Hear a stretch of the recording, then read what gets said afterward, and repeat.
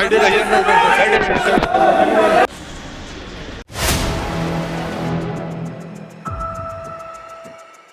आप देख रहे हैं 4 PM और मैं हूं अभिषेक मिश्रा। देखिए, बिहार के मुख्यमंत्री नीतीश कुमार दिल्ली दौरे से लौटे और नीतीश कुमार के दिल्ली दौरे से लौटने के बाद बिहार की सियासी हलचल अचानक तेज हो गई है और इसकी वजह भी बिहार के मुख्यमंत्री नीतीश कुमार ही हैं। नीतीश कुमार जब दिल्ली दौरे से लौटे तो अचानक पटना स्थित वो पार्टी दफ्तर पहुंच गए। जेडीयू दफ्तर पहुंच जाते हैं अपने करीबी मंत्री अशोक चौधरी को साथ लेकर। उनके साथ पार्टी के कई और नेता भी मौजूद होते हैं। पार्टी के प्रदेश अध्यक्ष उमेश कुशवाहा भी मौजूद होते हैं और उमेश कुशवाहा से थोड़ी देर नीतीश कुमार बातचीत भी करते हैं। अब उमेश कुशवाहा से नीतीश कुमार ने क्या कहा, ये उमेश कुशवाहा और नीतीश कुमार के बीच की बातचीत है। लेकिन 15-20 मिनट तक नीतीश कुमार पार्टी दफ्तर में उनकी मौजूदगी होती है और उनके साथ करीबी मंत्री अशोक चौधरी होते हैं, उमेश कुशवाहा होते हैं और ये सारी तस्वीरें निकलकर सामने आती हैं। बिहार के मुख्यमंत्री नीतीश कुमार का दिल्ली दौरा और दिल्ली दौरे से लौटते ही पीएम मोदी से मुलाकात के बाद, पीएम मोदी की मीटिंग से लौटते ही नीतीश कुमार का पार्टी दफ्तर में जाना चर्चा के बाजार को गर्म करता है। बिहार में कयासों का बाजार गर्म है, चर्चा का बाजार गर्म है, पार्टी के अंदर भी और राजनीतिक हलचल भी तेज है। पार्टी के अंदर भी काफी गहमा गहमी बढ़ी हुई है। क्या बिहार के मुख्यमंत्री नीतीश कुमार 2025 के बिहार विधानसभा चुनाव को लेकर, संगठन को लेकर, संगठन के स्तर पर कुछ फैसला लेने वाले हैं?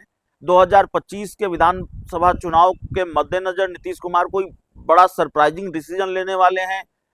इस तरह का घटनाक्रम जब सामने आता है तो कई तरह की चर्चाएं शुरू हो जाती है। मैं नहीं कह रहा हूं कि यही होने वाला है, नीतीश कुमार कोई फैसला ही लेने वाले हैं, कोई सरप्राइजिंग डिसीजन ही लेने वाले हैं, लेकिन सवाल है कि आखिरकार नीतीश कुमार जिस तरह से पार्टी दफ्तर लगातार जा रहे हैं, और पहला मामला नहीं है, इससे पहले भी नीतीश कुमार कई बार अचानक अपनी पार्टी के दफ्तर पहुंच जाते हैं, वहां नेताओं से मिलते हैं, बात करते हैं। खबर माफ कीजिएगा, यह भी है कि पार्टी दफ्तर में उन्होंने कुछ राजनीतिक विषयों पर, राजनीतिक मुद्दों पर भी पार्टी के बड़े नेताओं से, प्रदेश अध्यक्ष उमेश कुशवाहा से चर्चा की है। जो जानकारी निकलकर सामने आ रही है, नीतीश कुमार जिस तरह से पार्टी दफ्तर पहुंचे उसको लेकर 15 से 20 मिनट तक नीतीश कुमार ने अपनी पार्टी के दफ्तर में बिताया है और उमेश कुशवाहा से उन्होंने बात की, पार्टी के कार्यकर्ताओं से भी संवाद किया। 15-20 मिनट में वो जितनी बात कर सकते थे, जितने लोगों से। पार्टी कार्यालय में सीएम नीतीश कुमार के पक्ष में जमकर नारे लगे। दिल्ली से लौटे नीतीश कुमार का ऑफिस में कार्यकर्ताओं ने पूरे जोश के साथ स्वागत किया और बताया जा रहा है कि नीतीश कुमार ने कुछ मुद्दों पर कार्यकर्ताओं से फीडबैक लिया है। इससे पहले नीतीश कुमार 2 दिवसीय दिल्ली दौरे पर गए थे और पहले दिन नीति आयोग की बैठक थी और अगले दिन एनडीए कॉन्क्लेव में नीतीश कुमार को हिस्सा लेना था। पीएम मोदी समेत बीजेपी के कई बड़े नेताओं से उनकी मुलाकात हुई। दिल्ली में भी पीएम मोदी की एनडीए शासित राज्यों के मुख्यमंत्रियों के साथ मीटिंग से नीतीश कुमार बीच में ही निकल गए थे और उनकी गैर मौजूदगी में दोनों डिप्टी सीएम ने बैठक में राज्य का प्रतिनिधित्व किया था। तो नीतीश कुमार गए जरूर दिल्ली, कुछ बैठकों में हिस्सा लिया, लेकिन एक बैठक में वो मीटिंग के बीच में से ही निकलकर चले आए, निकल गए। और जाहिर तौर पर जब नीतीश कुमार बीच मीटिंग छोड़कर निकल जाएंगे तो चर्चा तो होगी, उसको लेकर कयास तो लगेंगे।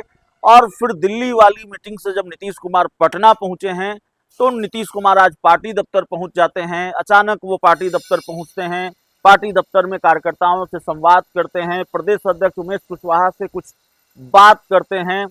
तो 2 तरीके की चीजें नजर आ रही हैं। एक तरफ नीतीश कुमार काफी सक्रिय हैं, जेडीयू ये दिखाने की कोशिश कर रही है, या नीतीश कुमार जिस तरह से एक्ट कर रहे हैं, अचानक पार्टी दफ्तर पहुंचना, लोगों से मिलना जुलना और लगातार ये हो रहा है, तो फिर ये मैसेज देने की कोशिश है कि सब कुछ ठीक है। और नीतीश कुमार के बारे में जो बातें कही जा रही हैं कि वो स्वस्थ नहीं हैं और वो राज्य चलाने के लायक नहीं है, उनकी शारीरिक और मानसिक स्थिति ठीक नहीं है, उनका शारीरिक और मानसिक स्वास्थ्य ठीक नहीं है, ये मैं नहीं कह रहा, उनके राजनीतिक विरोधी कह रहे हैं।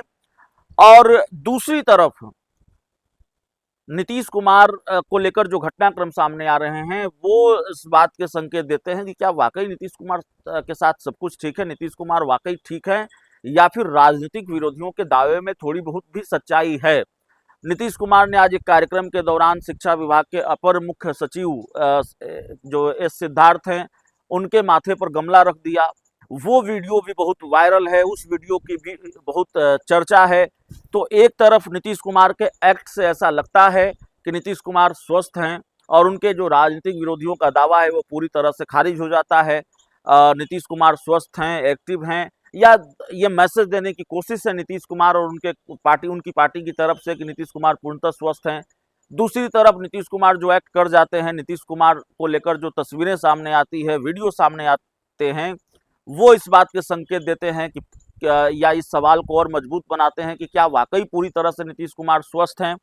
तो खैर, वो जो वीडियो सामने आया है उसकी बात लगातार हो रही है, वीडियो बहुत वायरल है और ऐसे ही घटनाक्रमों की वजह से नीतीश कुमार बिहार के वायरल सीएम हैं। नीतीश कुमार की तरह देश का कोई दूसरा ही मुख्यमंत्री होगा जो इतना वायरल होगा, जिनको लेकर जिनके वीडियो इतने वायरल हो रहे होंगे, जिस तरह की तस्वीरें सामने आती हैं। लेकिन अगर बिहार विधानसभा चुनाव की बात करें तो उसके लिहाज से नीतीश कुमार एक्टिव जरूर नजर आ रहे हैं। और दिल्ली जाने से परहेज रखा है नीतीश कुमार ने, या दिल्ली की मीटिंग में शामिल होने से परहेज रखा है नीतीश कुमार ने। हमने आपको पहले भी बताया कि कई बार उनके करीबी जो सांसद हैं संजय झा, जेडीयू के राष्ट्रीय कार्यकारी अध्यक्ष हैं, उनके घर पर बहुत महत्वपूर्ण भोज होता रहा, जिसमें अमित शाह शामिल होते रहे मुख्य अतिथि के तौर पर। जेडीयू के कई नेता, एनडीए के कई नेता शामिल होते रहे और दो बार ये दिल्ली में हुआ, लेकिन नीतीश कुमार ने एक भी भोज में शामिल होना ठीक नहीं समझा। एक बार भी वो संजय झा के घर पर भोज में शामिल नहीं हुए। एक बार वो दिल्ली दौरे पर गए तो चर्चा थी कि बीजेपी के बड़े नेताओं से मिलेंगे, लेकिन उन्होंने दूरी बनाए रखी, बीजेपी के किसी बड़े नेता से उनकी मुलाकात नहीं हुई। अब एक बार फिर नीतीश कुमार दिल्ली दौरे पर गए तो कुछ बैठकों में उन्होंने हिस्सा लिया, लेकिन एक बैठक को लेकर ये खबर आ गई कि बैठक को बीच में ही छोड़कर, आधी अधूरी बैठक छोड़कर वो बाहर निकल गए और उनकी मौजूदगी में राज्य के दोनों जो डिप्टी सीएम हैं, उन्होंने बिहार का प्रतिनिधित्व किया, वो इस बैठक में शामिल हुए। तो जाहिर तौर पर सब कुछ सामान्य है ऐसा दिखता नहीं है।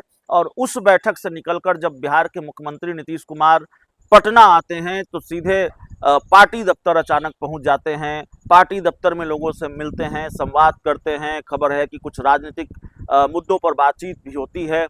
तो क्या संगठन के स्तर पर, गठबंधन के स्तर पर नीतीश कुमार कोई फैसला लेने वाले हैं?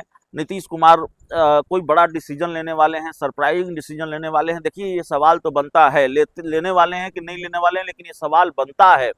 और नीतीश कुमार लगातार अचानक कई बार इससे पहले भी पार्टी दफ्तर पहुंचते रहे हैं।